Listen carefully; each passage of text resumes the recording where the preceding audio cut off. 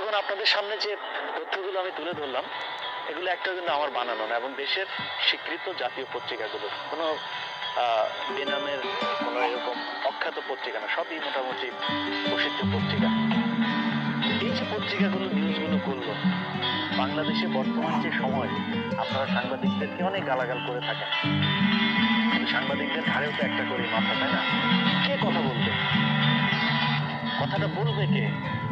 ৩২ ধারা, ৫৭ ধারা, ৫৮ ধারা, ধারার অভাব নাই। সাংবাদিকদেরকে থামানোর জন্য যত ধারা প্রয়োজন সব ধারা তারা ক্রিয়েট করেছে, একেবারে ৭১ থেকে ৭৫ যেরকম ছিল। এই সময় ৪ পত্রিকা ছাড়া কাউকে কথা বলতে দেওয়া হয়নি। এখনো মনে করেন যে মানে সব পত্রিকাকেই সেই ৪ পত্রিকার মতো করে ফেলা হয়েছে, কেউই তাদের বাইরে কোনো কথা বলতে পারে না। সরাসরি গোয়েন্দা সংস্থা গিয়ে তাদের ইন্টারফেয়ার করে। এখন আমি ধরেন বাইরে এসে কথা বলি, আমি দেশের বাইরে থাকি, অনেকেই আছেন বলে মজা পান যে তুই তো একটা বাইরে গিয়ে পক পক করিস, দেশে আয়, দেশে এসে কথা বল। তা আমরা দেশে ছিলাম, আমাদের যারা দেশে থাকতে চেনেন তারা জানেন আমরা দেশে কিরকম ছিলাম। ধরেন আমি দেশে খুব ভীতু ছিলাম, আমি দেশে কোনো কথাই বলিনি, দেশে সরকারের তেলবাজি করেছে, এই জন্য সরকার আমাকে দেশে থাকতে দেয়নি, আমার চাকরি করতে দেয়নি। এখন আমি বিদেশে এসে কথা বলছি তো অন্তত কথা যেটা বলছি সেটা সত্য কি মিথ্যা সেটা আপনি চিন্তা করুন। আমি ভয়ে বলছি না নির্ভয়ে বলছি, বিদেশে এসে না গুহায় বসে কোথায় বসে কথা বলছি সেটা আপনার জানার দরকার নেই। বিদেশে কিন্তু আমি একা থাকি না, ১.৫ কোটি বাঙালি বিদেশে থাকে, অন্তত কয়েক হাজার সাংবাদিক বিদেশে থাকে। বলেন না কথা বলতে, বলে না কেন? কতজন কথা বলতেছে কতজন? গত ২-৩ দিন আগে একজন কর্নেল একটা সিক্রেট মেল করেছেন। সেই মেলটার মধ্যে তিনি, আমি তার নাম বলছি না কারণ তিনি বর্তমানে চাকরি করছেন, লম্বা ২ পৃষ্ঠার এক মেল। সেখানে তিনি কিছু কথা বলেছেন,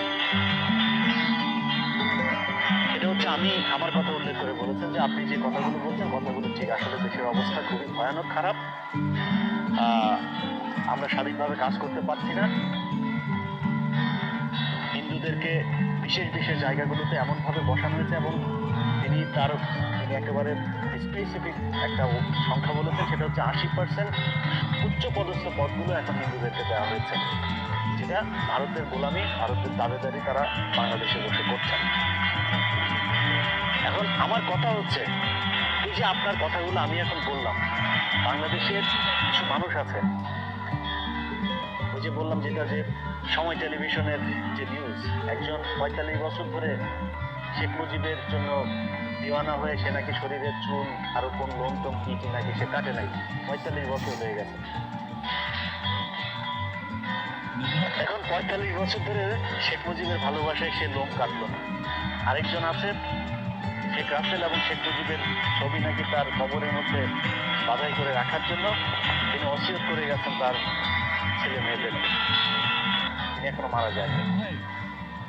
এই যে তেলবাজির একটা তেলেশমাতি চলছে সারা দেশে, এই জায়গায় বসে যদি নাকি মনে করেন আপনি আওয়ামী লীগের একজন মানুষকে বলেন যে কথাগুলো আসলে কি কাহিনী কি বলেন, মিডিয়ার এই অবস্থা, কোন ভাষা একটা অবস্থা, মুখ চেপে ধরা যে একটা অবস্থার মধ্যে থেকেও সংবাদ পত্রিকাগুলো এই কয়টা নিউজ করলে, এর ভেতরে এবার কত নিউজ আছে সেটা আপনি একটু চিন্তা করেন। যেগুলো সামনে আসছে এটা 1%ও না, আরো 99% এই বাংলাদেশে কি ঘটছে সেটা একটু চিন্তা করে দেখেন। সেই জায়গায় বসে যদি আওয়ামী লীগের কিছু মানুষ আছে তাদেরকে আপনি এগুলো বোঝাতে যান, তারা আপনাকে বলবে তুই পাকিস্তানের রাজাকার, তুই জামাতের দালাল, এই সেগুলো বলবে। কিন্তু যদি বিষয়টা এরকম হতো, আপনারা প্রশাসনে যারা চাকরি করছেন, সেনাবাহিনীর ৫ জন অফিসার, সচিবালয়ের ৫ জন অফিসার, পুলিশের ৫ জন অফিসার, এরকম বিশেষ বিশেষ জায়গার গুরুত্বপূর্ণ কিছু মানুষ, আপনাদের তো টাকার অভাব নেই, কেন? টাকা তো কামিয়েছেন আপনারা, ও বাচ্চা নিয়ে তার বিদেশ চলে আসেন, বিদেশে এসে তারপরে সেখানে থাকেন, থেকে আপনারা অন্তত ২০-২৫ জন মানুষ বসে তারপরে বলেন যে দেশের এই অবস্থা আমরা এটা মেনে নিতে পারছি না।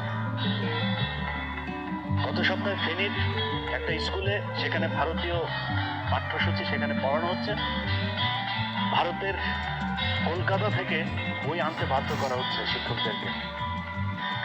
ফেনীর এডিসি সুজন সরকার, সেই সুজন সরকার তিনি সেই গভর্নিং বডির সভাপতি। তিনি পুরো স্কুল নিয়ন্ত্রণ করছেন এবং তিনি যেভাবে বলছেন সেভাবেই চলতে হচ্ছে। মুসলমান ছেলেদেরকে হিন্দুদের দেব দেবী সম্পর্কে পড়ানো হচ্ছে, বানান ভুল, ওয়ে ভুল, নানান ধরনের ভুল ভ্রান্তি ছেলেদেরকে শেখানো হচ্ছে। এটা করে আমাদের যে জাতির যে বিবেক, জাতির যে মেরুদণ্ড, সেটাকে ভেঙে দেওয়া হচ্ছে। সেটা নিয়ে আমি একটি পর্ব করলাম। এই পর্বতে তো তোলপাড় হওয়ার কথা, ফেনীতে ব্যাপক রদবদল হওয়ার কথা। সেই প্রশাসনে হয়েছে কি জানেন? হয়েছে হচ্ছে আমার একজন সোর্স, যার মাধ্যমে আমি নিউজগুলো পেয়েছিলাম, তিনি আমাকে জানালেন সেখানকার একজন টেলিভিশনের এক সাংবাদিক, সেই টেলিভিশনটা নাকি এরকম একটা নিউজ করেছিলেন, নাকি বলতে করেছিলেন, আমি জানি সেটা করেছে, এবং তার ওইখান থেকে আমার অনেক ফুটেজ নেওয়া ছিল। सिर्फ नाम देखकर তার ওইখান থেকে আমার অনেক ফুটেজ নেওয়া ছিল। সেই ব্যক্তিকে ধরা হয়েছে, নিয়ে যাওয়া জিজ্ঞাসাবাদ সম্ভবত করা হয়েছে যে তার সাথে আমার সম্পর্ক কি। আরে ভাই ডিজিএফআই, আমার সাথে তার সম্পর্ক খুঁজে আপনার লাভটা কি? আপনাকে মুসলমান হওয়ার দরকার নেই। আপনি যদি বাংলাদেশের একজন নাগরিক নিজেকে মনে করেন, কেন করছেন এগুলো? আমি কি আমার নিজের স্বার্থের জন্য কিছু করেছে? ধরেন আমি জামাতের কাছ থেকে টাকা নিয়ে আমি পাকিস্তানের কাছ থেকে টাকা নিই, সেটা তো আপনার সমস্যা না। আমার কথাগুলো যদি সত্যি হয়, আপনি যদি মনে করেন যে ভারত আমাদেরকে গিলে ধরছে, আপনি সেই সাংবাদিককে কেন ধরছেন? আরে ভাই, আপনি তো ধরবেন সেই ব্যক্তিকে যে এডিসি এখানে হিন্দুদের বিভিন্ন পাঠ্য কর্মসূচি ভারত থেকে, কলকাতা থেকে ছাপিয়ে এনে তারপরে বাংলাদেশের ছেলেদের মগজের মধ্যে ঢুকিয়ে দিচ্ছেন। সেটা করেন নাই। না করে আমার সাথে তার সম্পর্ক কি সেটা আপনারা খুঁজছেন। কেন খুঁজছেন? আমাকে নিয়ে চিন্তা করার দরকার নাই তো। আমি আমার যারা ভবিষ্যৎ প্রজন্ম, তাদের পাসপোর্ট পেয়ে গিয়েছি। এরকম না যে অ্যাপ্লাই, আমি আমার হাতে পাসপোর্ট, আমার বাংলাদেশে যেতে হবে না। আমার ভবিষ্যৎ প্রজন্ম এখানে সেফ। আপনি আপনার চিন্তা করেন, দেশটাকে কোথায় নিয়ে যাচ্ছেন সেটা আমার চাইতে আপনি খুব ভালো জানেন। একজন গোয়েন্দা সংস্থার কর্মকর্তা হিসেবে আপনি আমার চাইতে অনেক ভালো জানেন। অতএব চিন্তা আপনি করেন। যত দুর্নীতি করেন, যত চুরি করেন, ডাকাতি করেন, পাটপাড়ি করেন, করতে থাকেন, কোনো সমস্যা নাই। অন্তত দেশটাকে তো টেকাবেন, সেটাও টেকান। গত সপ্তাহে 15 দিন আগে একটা নিউজ করলাম, সেটা হচ্ছে ওমানে ক্যাসিনো সাইট, সে টাকা পয়সা পাচার করেছে। হাফেজ ইব্রাহিম নামে এক ছেলে, ইসমাইল নামে এক লোক, তার কাছে সেই টাকা পয়সা পাঠিয়েছে। আমি সেই কোম্পানির রেজিস্ট্রেশন নাম্বার থেকে শুরু করে সবকিছু একবারে ওয়েবসাইটের লিঙ্ক সহ আমি সেখানে দেখিয়েছি। খোঁজ নেন, সে কি টাকা কি সেখানে পাচার করেছে কিনা খোঁজ নেন আপনি। সেটার বিচার হলো না, হলো কি গাজীপুরে মহানগর দায়রা জজ গিয়ে আমার নামে একটা মামলা করে দিলেন। আমি কেন মামলা খাবো এই ঘটনা? টাকা পাচার করেছে একজন, ইউজ করলাম আমি, এখন মামলা হলো আমার বিরুদ্ধে, অথচ তাদের কিছুই হয়নি। কেন হয় নাই? আজকে ব্যাংক খালি হয়ে গিয়েছে, আজকে শেয়ার বাজারের কদিন পর পর টাকা আত্মসাৎ হচ্ছে, লুটপাট চলছে। আপনার কি মনে হয় এটার জন্য সরকারের সর্বোচ্চ চেয়ারের উনি জানে না? এটার ভাগ ওইখানে যায় না? উনি না জেনেই এই ঘটনাগুলো ঘটে যাচ্ছে, উনি কিছুই বলছে না। ধরছেন কাকে? পাপিয়াকে। পাপিয়া কি? পাপিয়া তো ওবায়দুল কাদেরদের সেবা দেয়। ওবায়দুল কাদেরদেরকে যদি দেশে ওনারা পাপিয়ারা সেবা না দিত, তারা থাইল্যান্ডের যে এই হোটেলে গিয়ে টাকা দিয়ে আসতো, ভারতে গিয়ে, কলকাতায় গিয়ে, মুম্বাইতে গিয়ে তারা টাকা দিয়ে আসতো। তারা দেশে, পাপিয়া তো আমাদের দেশপ্রেমিক, সে দেশে টাকাগুলো রাখছে, অন্তত তাদেরকে নারী সাপ্লাই দিয়ে টাকা দিচ্ছে, যে সেও বাঙালি, যে নারী টাকা পাচ্ছে সেও বাংলাদেশ। টাকাগুলো অন্তত দেশে থাকছে, তারা পাচার তো করছে না। এই যে পত্রিকার খবরগুলো করছে, এই খবরের বাইরের ঘটনা আরো অনেক ভয়ানক। অতএব বাংলাদেশের মানুষ যারা আছেন, একটু চিন্তা করতে শিখেন, নিজের স্বার্থটা নিজে চিন্তা করুন।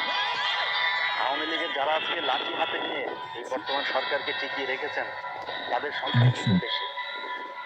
কয় টাকা কামিয়েছেন, কয় টাকা ঘরে আছে আপনার? এই টাকা তো আপনি এই দল ক্ষমতা থেকে গেলেই তারপরে আপনার জামিন, জেলখানায় বসে বসে খাওয়া, এগুলো তো শেষ হয়ে যাবে।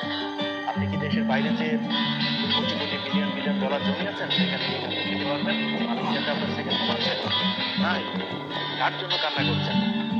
শিক্ষা নিন সম্রাটের কাছ থেকে, শিক্ষা নিন পাপিয়ার কাছ থেকে, ক্যাসিনো সাইটের কাছ থেকে।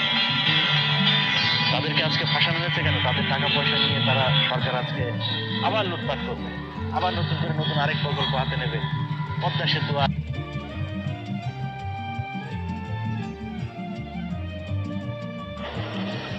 যুক্তরাষ্ট্রের সবচেয়ে বড় বাংলাদেশি এলাকা